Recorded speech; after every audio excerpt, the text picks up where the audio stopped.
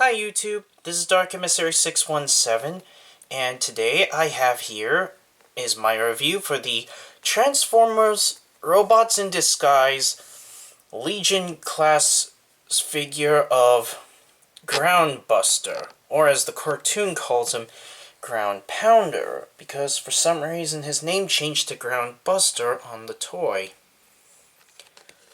As you can see here, Groundpounder is actually a nicely designed Decepticon. I like him. He was designed to be like a gorilla with this excavator-like vehicle, kind of like Scavenger, one of the Constructicons. And he's cool. I actually do like this figure. I do have a few things that kind of bother me. But first of all, the articulation. His shoulders, which are the tank treads, the treads for his excavator mode, they kind of move up and down.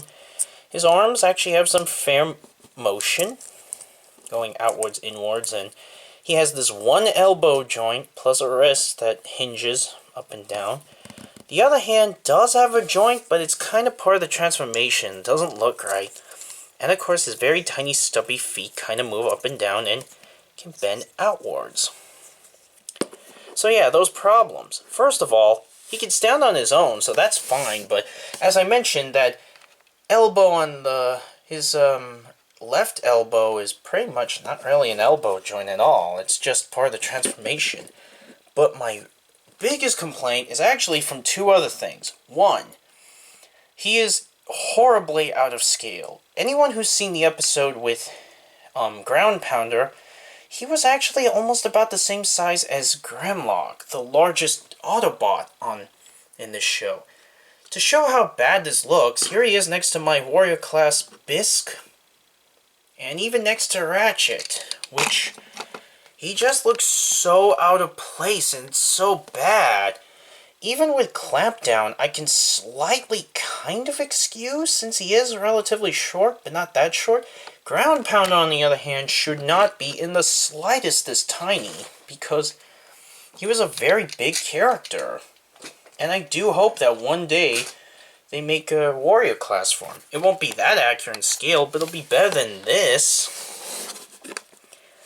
But if you don't complain about that scale, he's not a bad figure. Also, the other thing that annoys me, he had a coach who was called Headlock. He turned into a tiny forklift, which makes me wish he was in this scale, because Headlock was short. He was actually the same scale as Fixit, so I'd say Headlock should have been the Legion, and this guy, Groundpounder, should have got the Warrior class figure. But we don't even know if we're going to get a Headlock figure. But for the transformation, it's incredibly simple. You just fold his legs in like this, just sandwich them in. You take his arms, like so, and move them forwards. Fold this up to become the driving portion, the driving area, the control room, and these parts of the shoulders just clip together, and you move his arm down, you can move that shovel there. And finally, take the tank treads, fold them down like this, and you see a peg and a clip and a hole in there. Just push them in and let them stick in there. And there you go. There's his vehicle mode. So as you can see, his vehicle mode looks very nice. He has like this tealish blue color with his red arm and hands, and a lot of gray. I wish the treads were a little more detailed. Maybe some, I don't know, gunmetal brush, airbrush effect, where they give it some worn effects.